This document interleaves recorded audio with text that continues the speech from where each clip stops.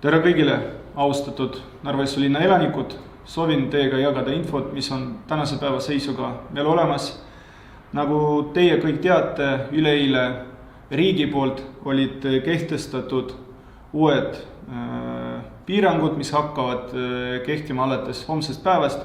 Ja tänasel Narva-Jõesuu linna kriisikomisjoni istungil me oleme samuti otsustanud, et kehtestame siin linna territooriumil samad piirangud, mis olid riigi poolt vastu võetud. Üks põhipunktidest on võib-olla kooli toitlustamine. Selle nädala jooksul kooli toitlustamine toimus meil läbi Coopi kaubandusketti.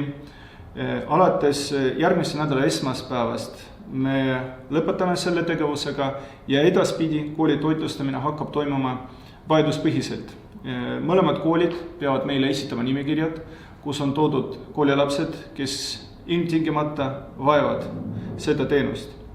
Rääkides teistest meetmetest, me samuti sulgeme kõik avalikult kasutatavad mänguväljakud, spordiväljakud, piirame juurdepääsu rannaalale ja oleme siin kolleegidega kokku leppinud ka sellest, et alates homsest päevast hakkavad siin teostama järelevalvet vabatahtlike patrullid ja koostöös politseiga on siia linna suunatud täiendavalt vähemalt 2 patrulli.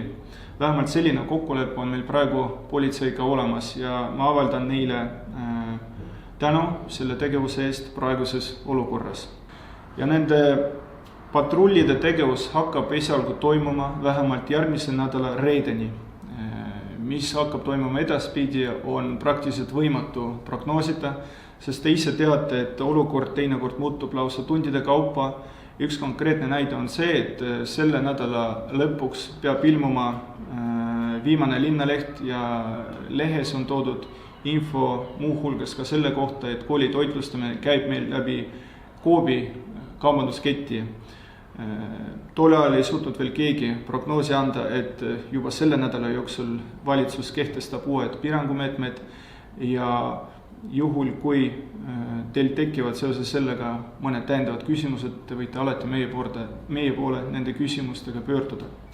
Meie kriisikomisjoni istungid toimuvad regulaarselt vähemalt 2 korda nädalas. Suhtleme ka teiste omavalitsuste esindajatega ning samuti ka riigiasutuste esindajatega meie maakonna kriisikomisjoni tasandil.